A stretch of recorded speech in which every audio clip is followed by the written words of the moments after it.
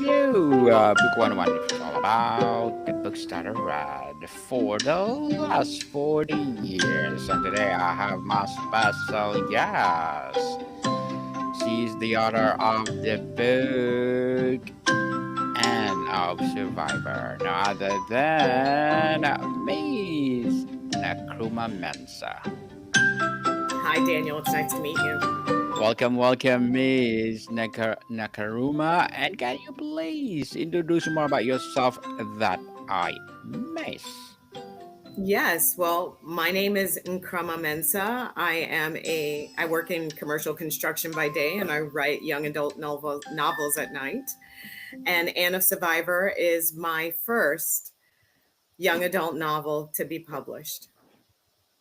Yes, and congratulations, Thank you. Thank you. Miss Thank you. Nakaruma, for sharing your knowledge and wisdom to the world. Hoping for more and more empowering books like this to come. So tell us, the title is so evocative. What inspired you to write this book? Actually, a friend of mine inspired me to write this book. She was going through an arranged marriage, and I wondered what a young girl's story would be if she was in the late 1500s and Mm, she decided to run away from her arranged marriage. interesting. So, what are your struggles in writing this novel? It was a lot of research, honestly. I wanted to make sure that I was holding true to what was available in the 1500s. So I did a lot of research. I did a lot of reading about not just the 1500s, but I also read a lot of Shakespeare at the time and trying to get my mind around more proper English, older English than what we use today. So, Miss Nakamura, what are your struggles in writing this novel? Struggles in writing, I think, is sitting your butt in the chair and writing. I think that's the first struggle. Definitely, And for sure. I began writing this book in my 20s. And so I think with you know what it's like in your 20s, kids are running Yes. around, they were doing all sorts of things, they're trying to they're still in the process of discovering themselves. And I was living in Los Angeles at the time, and just getting my butt in that chair was the largest difficulty. But I typically have the characters come to me. So once a character comes to me and says, "Tell my story," it will get told eventually. What was the initial spark that connected the gentle, imaginative world of a novella with a high-stakes strategic game of Survivor? Well, let's see. For me, it was I wanted to start out with a young girl who had everything and she gave it up to join a merchant ship. And I wanted to see what she would do having come from a noble family to becoming she takes on a persona of a young man and becomes this young man to join a merchant ship. So survive when it says Anne of Survivor, it's not that Anne is only a survivor. She is on a ship called Survivor. And this ship helps her really discover who she is, what she's running from, and what she should be running to. Well, Miss, the the title is brilliant and instantly creates a premise. Beyond the clear wordplay, what is the central thesis of your book? Honestly, I thought that this book was, when I first started writing it, I thought this was going to be a parents don't really know you and you know yourself and be true to yourself. But honestly, it turned out to be much bigger than that because Anne goes out to find herself and to find adventures and to live her own life. And when she gets out there, she realizes that there were things about her previous life that she actually loved. And you don't have to necessarily run away from everything to know who you are. So there are things that she discovers in Anne of Survivor that she loved about being home. And there are things about the sequel, Anne of Ryland, where she tries to incorporate what she loved about being home with what she loved about being on Survivor.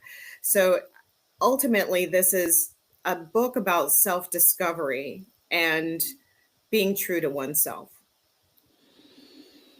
Placing a Victorian era character in a modern context like Survivor seems like an anachronism. How did you use the class of values, romanticism versus realism? I honestly, I navigated them, I felt pretty easily because people are people. And we tend to think that people who came before us had different values and a different meaning of life. And life was different back then. And life was difficult, but life is difficult now. We just have different difficulties. And they're just like we have young women today who are struggling to be who they want to be. We had young women back then who also wanted to be who they wanted to be. They may have had more restrictions than women do today, but I made it so that Anne's restrictions were fewer. She didn't have the restrictions of, she didn't have the monetary restrictions, and she didn't have the educational restrictions that someone beneath her status would. So it made it easier for me to bridge the gap between a young woman in an earlier time and a young woman of current times. If Anne and Shirley were actually a contestant on Survivor, which of her core traits, her immense imagination, her powerful empathy, or her face, fierce loyalty, I should say, would be her greatest asset? Her greatest asset is her ability to adjust and to forge a new path. She is very smart. She is very open to learning new things. And she doesn't think that she always has the right answer. If someone else has the right answer, she is going to take that and then she's going to expand on it and get to her reality faster. She's not stuck in her ways. She is willing to be flexible and to learn. In a game often ruled by cold, hard logic, how could unscope imaginations become a unique and powerful strategic tool for navigating alliances and reading people? She so Without she does spoilers. have difficulty. She does have difficulty reading some people because sometimes she will project what she thinks of them onto them, but I think ultimately in the end, she's willing to listen and to sit back and to watch in order to discover what is really in front of her instead of what she thinks is in front of her. But I think that's something she learns throughout the book. It's not something she really had in the beginning. Yes, for sure. The search for a kindred spirit is essential to Anne's life. How does this desire mirror the frantic search of a solid alliances in the early days of the game? Well, for her, this isn't really a game as much as it is because she actually, when she leaves home to become Andrew, and she sets off on this new path, she's running away from an arranged marriage. And she thinks that's the most awful thing in the world. And when she leaves to join the ship Survivor, she runs off and she embroils herself in a situation that's more harrowing than what she's leaving. And not to give any spoilers, but this her leaving home gets her involved in a situation that could make or break her entire kingdom. There's a missing prince. There is brewings of a war with the North, and she is smack dab in the middle of all of that. And it's Anne's ability to piece together everything that's happening that gives her an edge to figure out what needs to be done in the end. If Gilbert Blythe or Beath, well, how do you pronounce that? Were on the island, how would his dynamic with Anne play out? Mm, I'm not really sure. I think that I think that he might get a little frustrated with her. She's a bit headstrong, this girl. Um, and Deranger is very headstrong. And since this is like Anne of, even though Anne of Green Gables, the Anne Shirley from Anne of Green Gables is also very headstrong. These two women are headstrong in very different ways. And Anne Deranger is very headstrong in a way that I think Gilbert would be very frustrated with. And I think she would wash her hands of him too. I think she would find him to be a stick in the mud. Uh, Anne prefers guys who are a little more mischievous than Anne Shirley's Gilbert Blythe. Gilbert Blythe. So Anne famously said, "My life is perfect graveyard of buried hopes." She brought a natural poetic drama to everyday life. How does her innate sense of drama incorporate to the producer driven narratives of reality TV? Well, I think we're on two different pages. So Anne Shirley was a beautiful, she was a writer. She was ultimately a writer, and she had beautiful prose that could express a deeper meaning within life. Whereas my character, Anne Deranger, she's more of an action person. She goes through life doing rather than writing about or trying to find a deeper meaning. There are other characters within Anne of Survivor who do that. Whereas, so when I was writing this book, I wasn't really thinking about Anne of Green Gables or Anne Shirley. Um, my character's full name is actually Falana Nari Deranger, and she just goes by Anne for short because Falana Nari is too much to say. But Definitely. but for most of the book, she actually goes by Andrew Palace because she's run away from home and joined this merchant ship. So my Anne is more like she's more in motion than in thought. And there are other characters who do a lot of the more cerebral work throughout the book. Interesting indeed. And Miss Nakaruma, what are your short term and long term goals as an author? Ooh, I like this question. So, my short-term goal was that this would just be one book, and it has now turned into a seven-book series. So, Anne of Survivor debuted December of 2024, and Anne of Ryland is debuting eminently. So, those are the first two books in my what I'm calling my Queendom series. The next the next books that are coming along, I'm already currently working on book 3 and 4, and I've started an outline for book 5. And I'm foreseeing this as being a 7 book series. All of each and every book is going to be about the struggles of young women. They're coming of age stories that I hope will inspire young women to fight for what they want and work for what they want and discover who they are without being told by others who they are.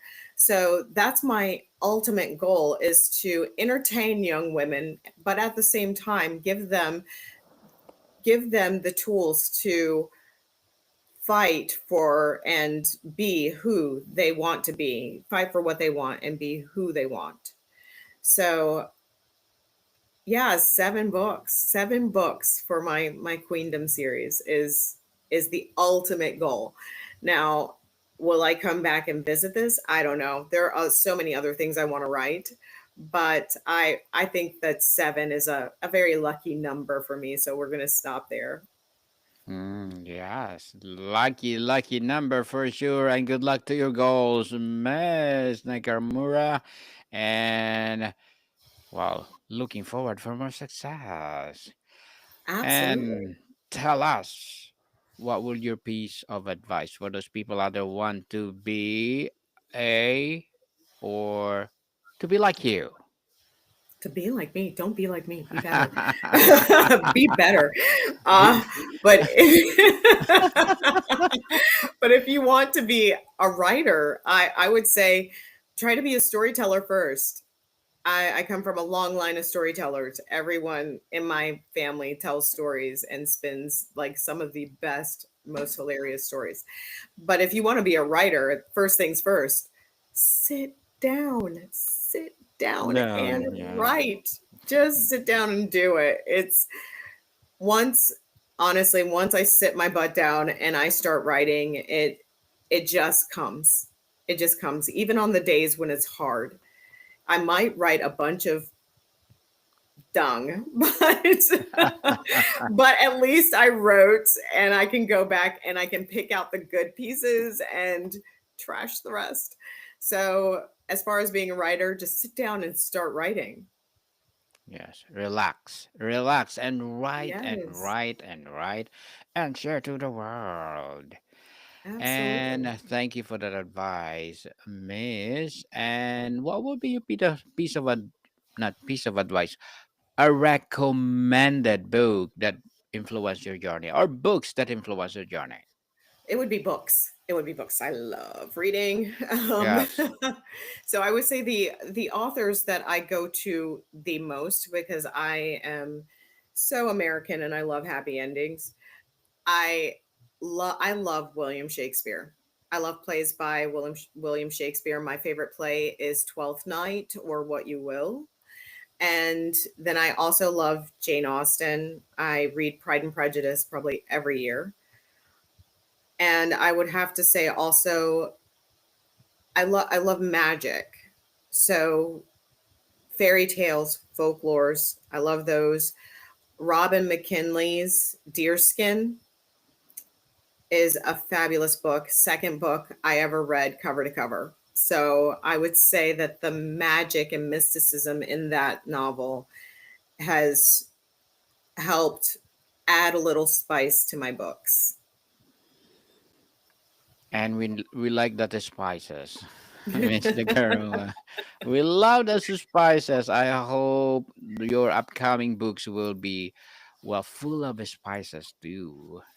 Oh, absolutely. And thank you for that recommended books. And for so for Anne of Survivor, what can a devoted fan of uh who want to read this one gain from seeing their beloved heroine analyzed through this unexpected modern pop culture framework? You know what? They will discover, hopefully, they discover lots of fun, lots of insight. Uh, they discover that their parents aren't so evil. I hope. because I wrote this in my 20s, but then I didn't release it until I was in my 40s. So I have kids now, so I was kinder to the parents.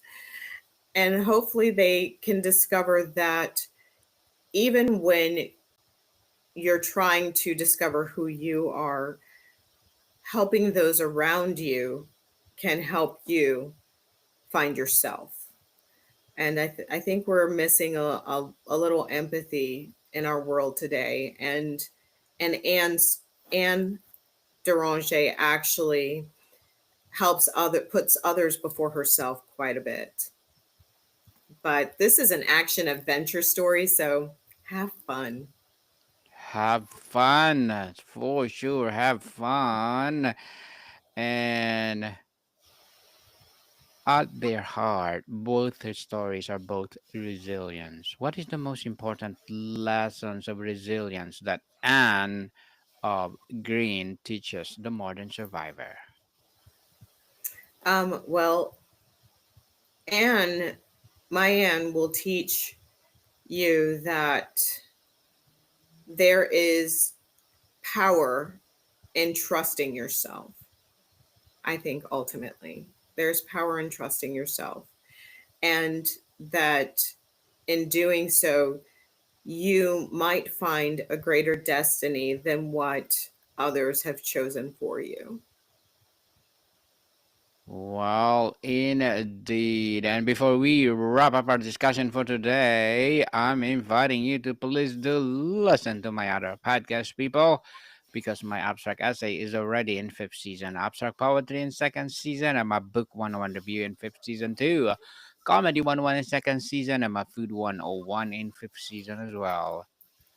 Geography 101 in fourth season, and my baby podcast Law 101 and Mental Health 101, Love Letters in third season, and Movie 101 Review and Music 101 in fourth season, and Science 101 and Sex 101 in its first season. Please listen to them wherever you listen your podcast. So, Miss, tell us, if Anne had to plead her case at the final tribal council, what would be her argument be?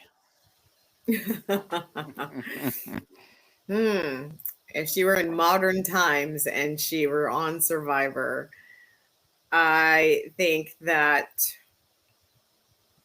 she would say she'd done the best that she can do and that they need to keep her on the island because she is only going to get better.